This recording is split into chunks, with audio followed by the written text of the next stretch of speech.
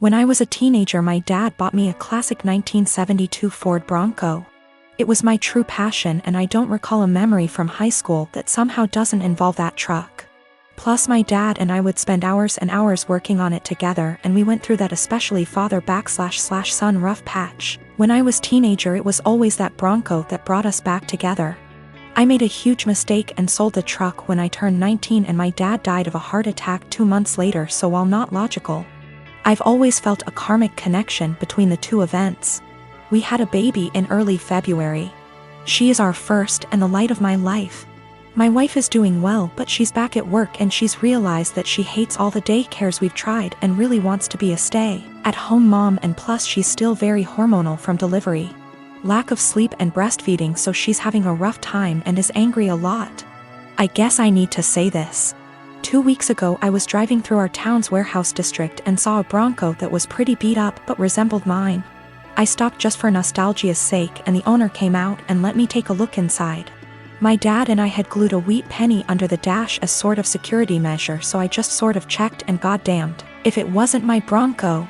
I asked him if he'd ever consider selling it. He said actually someone was on I-25 as we spoke from Colorado to buy it for $21,000. I freaked out and asked him if I could buy it right then and there for $23,000. He said if I could come up with the cash, yes. I had been procrastinating setting up a 529, so I had $12,000 in savings that my wife's parents had given us. I maxed out my credit card to Venmo, and my mom bought down a check for $4,000, and I drove away in my old car. It was like a dream come true. Like a literal dream come true. It needs a lot of work I can't afford right now, but it's mine.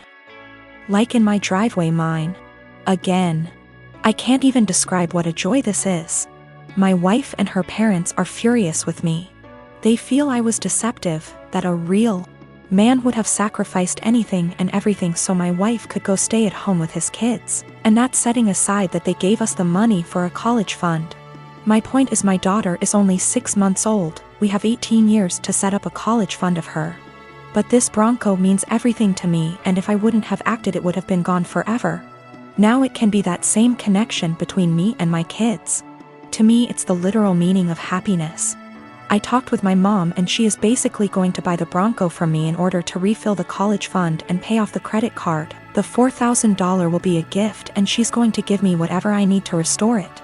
She's always been awesome to me, and she's rather the money be spent now than wait for me and my sister's inheritance. I didn't tell my wife that my mom bailed me out and lied and said I found a buyer for the Bronco. I'll figure out how to cross that bridge when I get there, but my wife was so relieved that I had come to your senses. I don't want to disappoint her. It's going to take all my lying skills to pull this one off over the next few years. Son is in 4th grade. School is only open on Mondays. The rest of the week he is home with me. They don't do virtual learning during the rest of the week. No Zoom calls are made. No teacher actually checks in. Homework at home is not to be sent back to the school, and instead they get a participation grade the following week if they tell their teacher they completed it. It's backwards, and your students aren't being graded for the work they actually do. Every Monday we get a new flyer in the mail asking for donations. Last week we got a flyer that said to send out 20 emails to individuals to ask them for donations, with the promise of prizes for participation. They also had other prizes on this flyer. Basically, the more people who donate using your name, the bigger the prize you get. My son wanted the headphones prize. Nowhere on the flyer did it say how many donations was needed. I called the school to ask, and they said 12. I sent out the 20 emails. 14 people donated. The donation list was to be emailed to the school with the student ID, and we were to pick up the prizes this past Monday. Son was losing his mind excited because he got the 12 donations needed for the headphones. We walk in and they proceed to tell me and my son that he did not qualify for the prize because in order to be eligible, you needed to get those 20 donations. Apparently the prizes for donations started counting after you received the 20. They turned damn near every student away, not just my kid. So I sent the boy out with his father and pulled the teacher and principal aside to let them know that they got these kids' hopes up for absolutely nothing, and that all they accomplished was destroying the children's spirits by lying to their faces. I then told them that I was told by the secretary that he only needed 12 donations for those headphones. They said, "Sorry you feel that way. This is just how things are right now due to COVID." So I responded with, "Oh.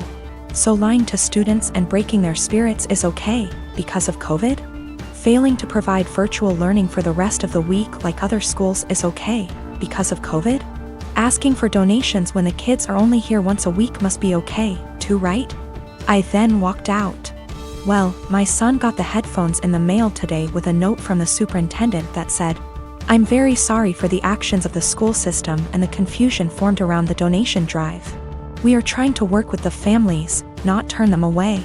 Please accept this as an apology. My son is over the moon. My husband says that I was being a Karen and that we should have just dropped it because it teaches our son that life isn't fair, and that I now look like an helicopter parent." Background about my sister. 2 years ago, my sister was killed in a car accident. She was riding with a friend to the mall, the friend's parent was driving, and teenage boy plowed through a red light while texting on his phone and hit the car my sister, Carrie, was in. Carrie was killed instantly and her friend, June, was in a coma for 3 weeks before her parents took her off life support. When Carrie passed, I was devastated and angry and just not in a good place. Carrie and I had been extremely close. Despite a 7-year age gap between us, we enjoyed a lot of the same shows. We went to concerts together. We volunteered together, and I took it upon myself to guide Carrie like any big sister would do. Our parents were extremely busy with work most days, and Carrie and I would often cook together and do crafts when we weren't too busy with school work. Carrie wanted to be a NICU nurse when she grew up, and I helped her find a volunteer position at a local hospital to help get her gain some experience being around patients. In short, Carrie was my sister and best friend, and when she passed, I was a mess. The last craft Carrie and I made together was a set of candles. We bought the wax at a local craft store, and we both made each other a candle and decorated the jar it was in. That was the day before she was killed. At her funeral, Carrie was buried with the candle I made her. The candle Carrie made me sits on my desk next to my favorite picture of her and I together at the beach. Or it did, until last week. Background about my boyfriend. I met my boyfriend about 1.5 years ago, about 6 months after Carrie passed. I wasn't looking for a relationship, I was still grieving my sister's death. But Eugene came along and it was love at first sight. He was extremely supportive, let me cry on him when I needed to, didn't push me into getting over grieving or anything. He was extremely gentleman about everything and very, very patient. After 6 months of seeing each other pretty regularly, we made it official. Eugene came into my life at a very low point, and he has always been very respectful of sentiments I keep from my sister. Never asking me to take them down, always giving me space when I needed to cry. Eugene, along with most, if not all, of my friends and family know about Carrie's candle. There was a point after she died where I would take the candle with me everywhere out of fear that someone might light it, or steal it. Or who knows what. The point is, that candle was and still is a very important part of my life and something that my sister made for me and me alone. When Eugene and I moved in together about 4 months ago, I packed away most of the reminders of my sister and put out the candle and picture on my desk. I felt that this was a huge step because when I'd lived just by myself I had pictures everywhere and a few knickknacks laying around from my sister. I wanted to make Eugene and I's home our home with just a small part of my sister there. Eugene understood and was very supportive. Last week, we had a massive winter storm that knocked out power. We didn't have power for 3+ days. The power was knocked out at Eugene and I's house while I was at work, which did not lose power. Eugene texted me that he was going to light some candles and try and get a generator, so we could have some for of power or at least be able to charge our phones / use lights / etc. Now, we have probably 30+ candles in our house. I am a huge fan of sales, and when Bath & Body Works has a candle sale, I like to stock up and get a range of scents. We have candles scattered all over our house. In the room where my desk is, there are no candles aside from the one Carrie made me. None at all, and there never has been. This room is also downstairs, where Eugene doesn't spend a lot of time. His desk is upstairs. When I arrived home from work last week, I noticed a bunch of candles burning in our living room, safely. Always monitored and not near anything that could ignite. One of these candles was the candle that Carrie had made me. I burst into tears, and when Eugene heard me crying, he came out from the bedroom, where he was lighting more candles, and asked what was wrong. I was a wreck and couldn't get any words out. When he tried to calm me down, I shoved past him and locked myself in the room where my desk was and just cried. I don't know how he could be so stupid. He knew, and I thought he understood how sentimental the candle was and how much I cherished having a candle that my now deceased sister had spent time making with me just a day before she was killed. I haven't been able to speak to Eugene since it happened, Tuesday of last week. He has tried to explain why he did it, because he needed candles to be able to see, but I just can't wrap my head around it. He hadn't gotten into the large candle stash I have upstairs right by the living room where Carrie's candle was, but went downstairs, out of the way, to grab the most sentimental, cherished item I have. The candle was burning most of the day while I was at work and is now melted and pretty much gone. I do still have the jar it was in, but I can't look at it without bursting into tears. Eugene says it was an accident, but I just don't believe that. He said he was getting around to lighting the candle surplus we have upstairs, but just hadn't gotten there yet. After being home 6 hours alone with no power, I am heartbroken and feel like this is a major slap in the face. I feel disrespected. I feel like he disrespected my sister. I just don't know what to do. I don't feel like I can forgive him for this. I've got cerebral palsy that affects both my legs and one arm. That's my official diagnosis, but what you really see is I walk with a limp. I'm a software developer, so job-wise, I don't have any issues. I knew when I was a kid that using my brain is the best way for me to survive on my own without relying on other people.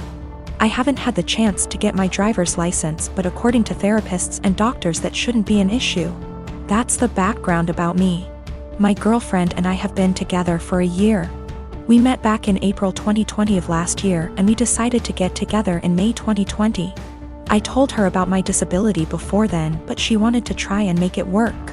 We video call on Discord every day, almost always when we're awake, and recently we've been going on dates.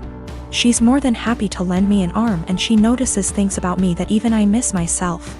Outside of my family, she's the most loving and caring person I know, and she's my motivation to do better and improve myself. Honestly, I never thought I could find someone I trusted enough to share my more negative thoughts and problems. I always tried to seem happy so I don't worry others. The emotional support she gives me is really irreplaceable. The problem is scared that, in the future, she will have to take care of me, or most of the work will fall onto her. To make matters worse, her mom has been telling her for the past few weeks to break up with me because she can find better, and she doesn't want her to have the burden of caring for me. She's also really afraid that I will get arthritis early due to my cerebral palsy, and if that happens, a lot is going to be on her. I've tried doing things like stretches and exercises to maintain and improve my muscle tone, but she is still afraid I'll get worse. I'm an introvert, I don't know a lot of people, and honestly, I don't even know the options I've got to look at. I want to prove that I can be independent, and that if things do go wrong, it won't just be on her. I'm in Ontario, Canada. Are there things I can look into and do to assist with my disability, or things I can look into so if things do go wrong, I won't be a burden on her? I'm at the end of my wits. I've never really hated my disability, but I've always kept myself going by tempering my expectations and thinking, my disability is going to make it really hard to find someone, and she's the first person to make me feel like, yeah, it doesn't matter. I want to do anything to show her that I won't hold her back in the future, but I'm out of ideas. Is there anything I can do? I don't want to worry anyone I'm with these issues, but I'm at the end of my wits. I don't even know if my relationship is lost, but I don't want this to happen again, and I want to know what I can do myself so I can reassure my partner, so they know I won't hold them back in the future. I don't know if there are things I can look into to better plan my future so it's not a concern for my partner. The worst part is, I've always thought my disability doesn't matter. But with all of this happening, it's really hard to convince myself otherwise.